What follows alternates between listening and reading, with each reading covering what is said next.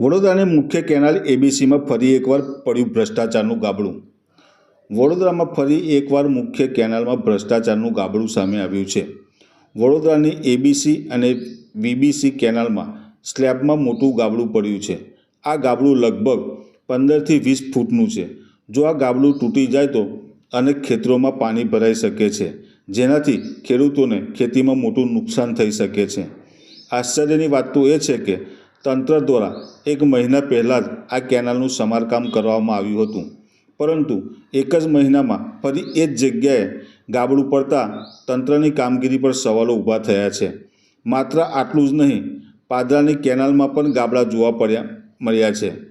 અગાઉ ચોકારી ગામે કેનાલમાં ગાબડું પડવાને કારણે 200 વીઘા ખેતરોમાં પાણી ભરાઈ ગયું હતું અને 20 ઘરોમાં પણ પાણી ઘૂસી ગયું હતું। ખેડૂતો હવે તંત્ર પાસે તાત્કાલિક સમારકામની માંગ કરી રહ્યા છે। હવે જોવું રહ્યું કે તંત્ર આ ગાબડાનું સમારકામ ક્યારે કરે છે।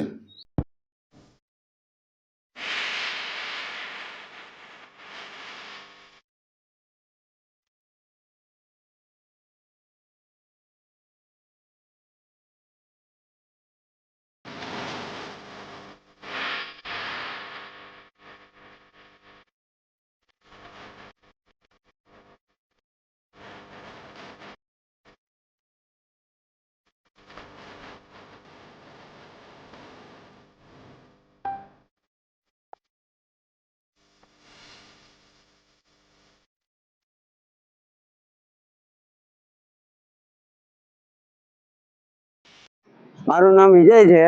એ પહેલા મહિના પહેલા રિપેરિંગ થયેલું અને તૂટી ગયેલું છે। પહેલા ચોકારે બી આવું થયેલું છે। હું ખેડૂત છું।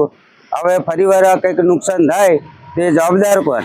નર્મદા કેનાલ છે, તેનો સહી જવાબ આલો। ક્યારે બનાવ્યું હતું આ સમારકામ? અરે 1 મહિનો થઈ ગયો, 1.5 મહિનો થઈ ગયો અને ફરી તૂટી ગયું। શું માંગ છે તમારી? અમારી માંગ ખેડૂતો હવે ખેતરમાં પાણી ઘૂસી જાય તો શું કરવાનું? મારું નામ રાજેશભાઈ રાવજીભાઈ જાદવ છે। આ લકડી કોઈ કેલાન બહુ મોટું ગાબડું પડી ગયું છે। કેટલા ટાઈમથી આ લોકો રિપેર કરે છે, પાછું એનું એ ગાબડું પડી જાય છે। અધિકારીઓને જણાવવાનું કે હવે આવીને ફરીવાર રિપેર કરે, વ્યવસ્થિત કરે, નહીં તો ચોકારી જેવી હાલત થશે અહીંયા। તો અમારે ખેડૂતોને શું લેવાનું પછી? શું માંગ છે તમારી? અમારી માંગ એ જ છે કે વેરાવર આ લોકો રિપેર કરે।